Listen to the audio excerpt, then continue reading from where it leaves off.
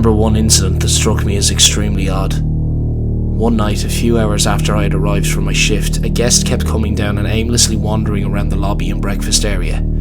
He was doing extremely odd things like talking to himself and sitting down at a breakfast table only to stand up and switch chairs at the same table every 2 to 3 minutes. Every time I asked him if he needed help, he would jerk a little and mumble that he didn't need anything. Well, a few hours or so after he finally went to his room, he came back down and said he had turned the heater on and it made him short of breath and needed me to call an ambulance. So even though I was confused, I obliged. About a minute later, the hotel fire alarm started to go off.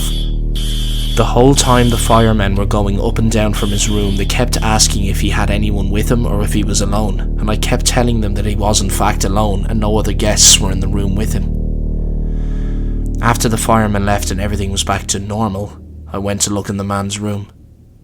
He had rearranged all of the furniture, put the TV in the bathroom, and had put his trash can in the middle of the room and set it on fire. The thing that troubled me wasn't the fact that the man intentionally set his room on fire and could have possibly burned the hotel down. It was the fact that, even though he was alone, he had small children's clothes spread around the room.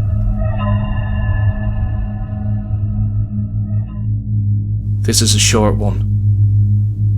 Got into a lift from the top floor to head down. Lift stopped at 4th floor, door opened, saw people outside standing still, making no attempt to come in despite me being alone inside and there was room for them. The automatic lift door then closed, and before it was completely shut, I heard someone outside say, "Why is the lift so full of people?"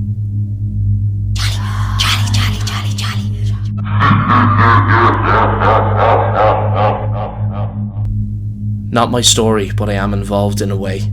Several years ago, my college roommate, let's call her E, worked as the night manager for a newly built hotel. As was par for the course, I would often bring coffee in around 1 to 2 a.m. and chat for a while. One night, I showed up to find E sitting at the front desk, shaking her head, looking completely perplexed. Allegedly, she had just checked in what could only be described as the doppelganger of our other roommate, M, who was alike down to the same height, hairstyle, eye colour and southern accent, odd as we live in the north. E tried to speak with the new guest and show her a picture of M on her phone, but was rebuffed several times. We both chalked it up to coincidence, as we knew M was visiting her parents, and we went on to enjoy our coffee. Shortly after 2, I decided to head home. It wasn't until around 2:30 when I pulled into our garage that I checked my phone to see a series of texts from E to M and me at 2:17 a.m. "Stop. Not funny. You guys suck. What the hell?" Naturally, I was confused and called her back. This is when things got weird, and E sounded hysterical on the phone.